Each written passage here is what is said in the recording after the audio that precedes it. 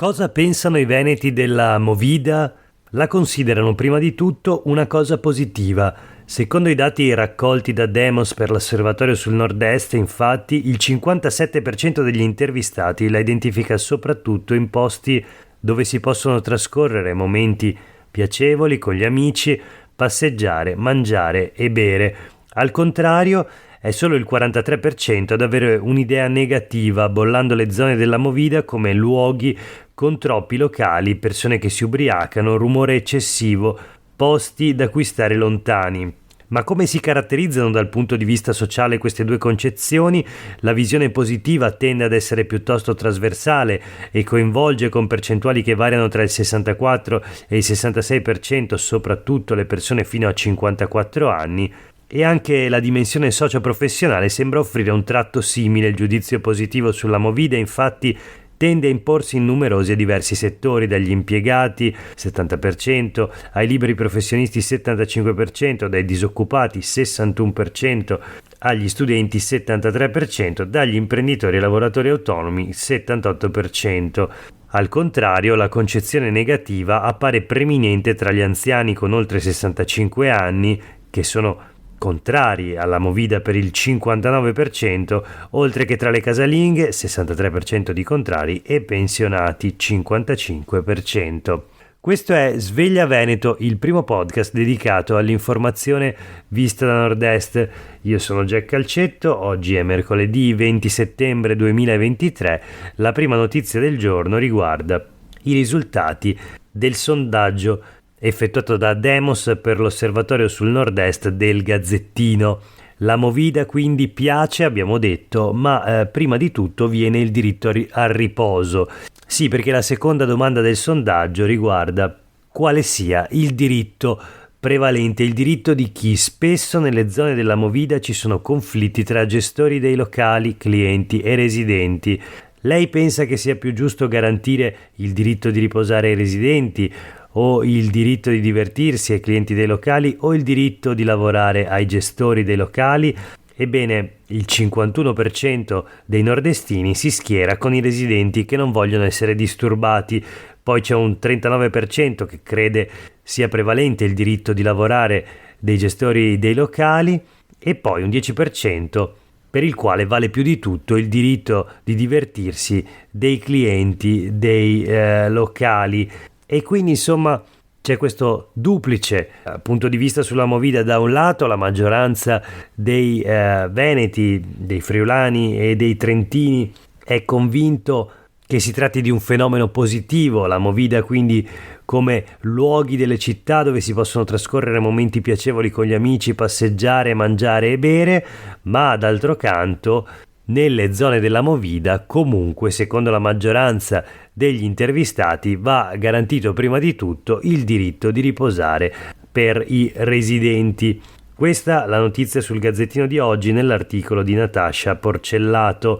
Proseguiamo con la rassegna stampa, voltiamo pagina, ci spostiamo sui quotidiani del gruppo Gedi.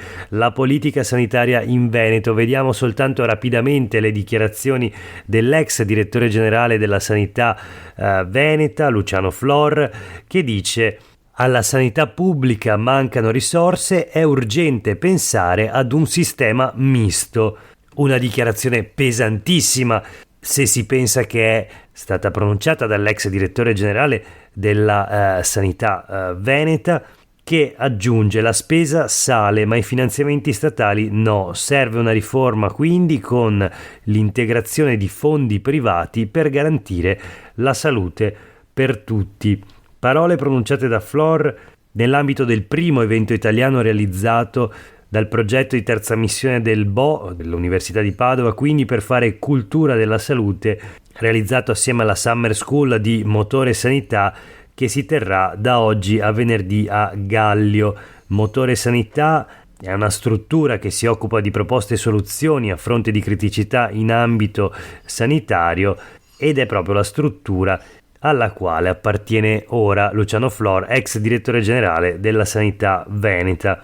Insomma, parole, dichiarazioni che prefigurano uno scenario di una maggiore integrazione tra pubblico e privato, un sistema misto quindi che si basa su un concetto fondamentale: le risorse pubbliche non sono più in grado di finanziare il sistema sanitario e quindi la sanità sempre di più dovrà essere finanziata privatamente, l'ingresso dei fondi privati nella sanità, insomma la conferma in qualche modo di una privatizzazione che è già in atto e che a quanto pare non ci si pone più nemmeno il problema, l'obiettivo di fermare. Voltiamo pagina. Il Teatro Stabile del Veneto è diventato fondazione, la notizia sempre sulle pagine dei quotidiani del gruppo GEDI in un articolo di Laura Berlinghieri. Il Teatro Stabile del Veneto diventa fondazione abbandonando lo status di associazione. Lo statuto è stato approvato ieri dalla giunta regionale e il 30 settembre troverà l'ufficializzazione notarile, sancendo il classico passaggio di forma che diventa sostanza. I 3 soci fondatori sono la Regione Veneto e i comuni di Venezia e di Padova, ma poi il progetto coinvolgerà anche il comune di Treviso, la Fondazione di Venezia, Camere di Commercio e Confindustria Veneto Est. Ieri la presentazione a Palazzo Balbi, sede della Giunta, con Zaia accanto al presidente dello Stabile del Veneto Giampiero Beltotto e all'assessore alla cultura Cristiano Corazzari. La scorsa stagione, ricordiamo, lo Stabile ha totalizzato 100.000 biglietti venduti e già a un mese dalla fine della nuova campagna di vendita si registrano 4.000 abbonamenti con un più 30% in un anno, anche se Beltotto promette che il Teatro Stabile punta ad arrivare a 5.000 abbonamenti, numeri destinati a crescere ancora sotto le vesti di fondazione, un passaggio che è il punto più alto della risalita dello Stabile rinato dopo una profonda crisi. Basti un numero: 7 milioni di euro l'introito 4 anni fa per uno Stabile sull'orlo del precipizio. Ora il bilancio invece è di 10 milioni di euro di valore da produzione.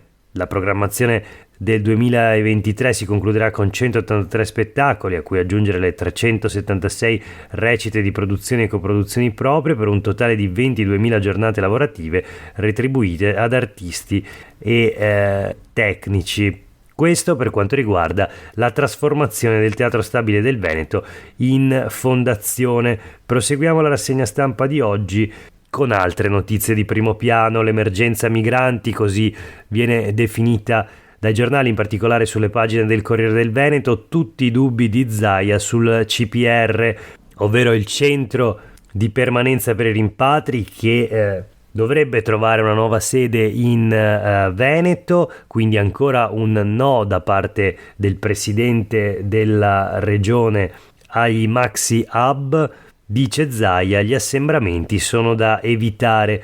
Punge poi sul protocollo affossato, qualche stratega non ci ha seguiti sull'accoglienza diffusa. Il riferimento è al protocollo firmato da Regione, Anciveneto e Prefettura di Venezia a inizio estate, un protocollo per l'assistenza diffusa che era stato fortemente criticato dai sindaci del partito di Zaia, la Lega, ed era stato invece sostenuto dai sindaci di colore opposto, quelli del centro-sinistra, non solo dai sindaci naturalmente, ma dai partiti come il Partito Democratico, che hanno sempre sostenuto la strategia dell'accoglienza diffusa.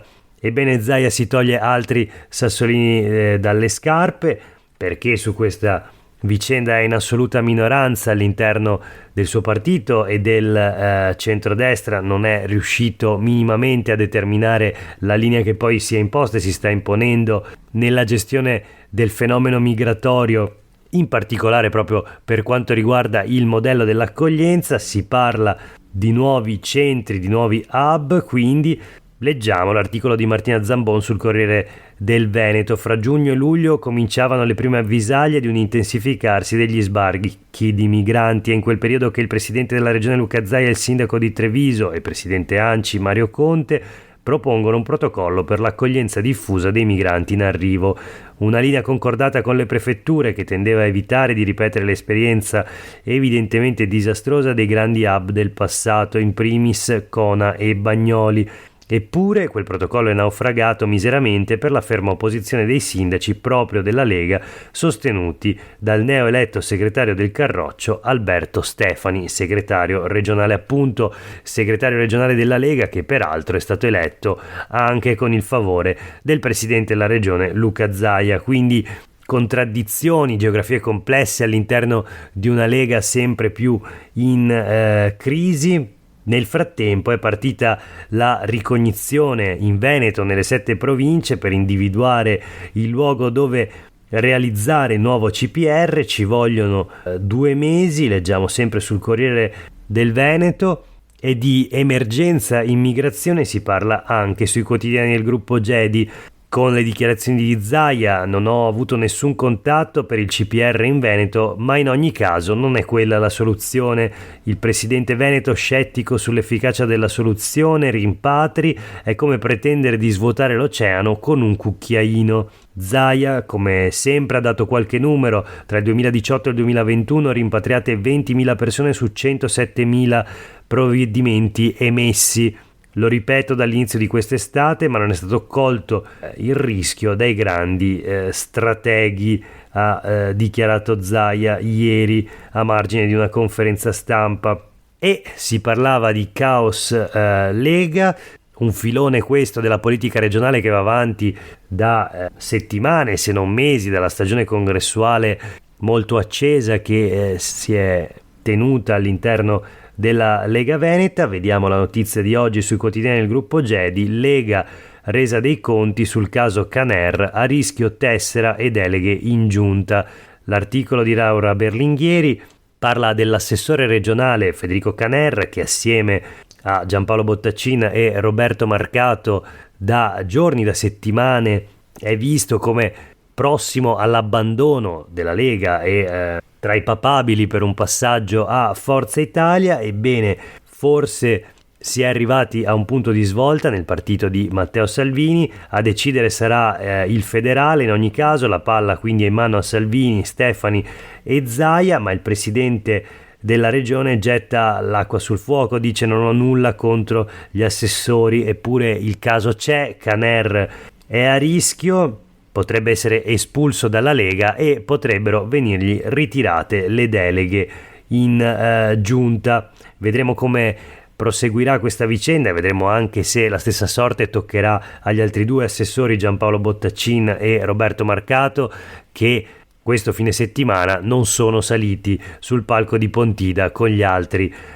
colleghi. Chiudiamo la rassegna stampa di oggi con una notizia flash sulla vicenda assurda di Cadoneghe, la rivolta contro gli autovelox, i 2 autovelox che in poche settimane hanno staccato 24.000 multe che sono finiti al centro tra l'altro di un'indagine. Allora ieri una manifestazione, vediamo la notizia sul Gazzettino di oggi: corteo d'auto, contestate le 24.000 multe dei Velox, vittime di un'ingiustizia, dicono i manifestanti. A Cadoneghe l'iniziativa con circa 50 vetture sulla strada dei 2 rilevatori, a meno di 50 all'ora, disagi senza tuttavia bloccare il traffico.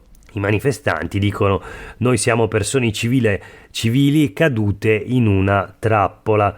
Ma in municipio una nuova doccia gelata: per il prefetto non ci sono motivi per sospendere l'autorizzazione degli apparecchi, quindi bisognerà aspettare l'esito dell'inchiesta probabilmente. Vediamo intanto la notizia anche sul Corriere del Veneto: a Cadoneghe l'esercito dei multati sfila sulla strada degli autovelox.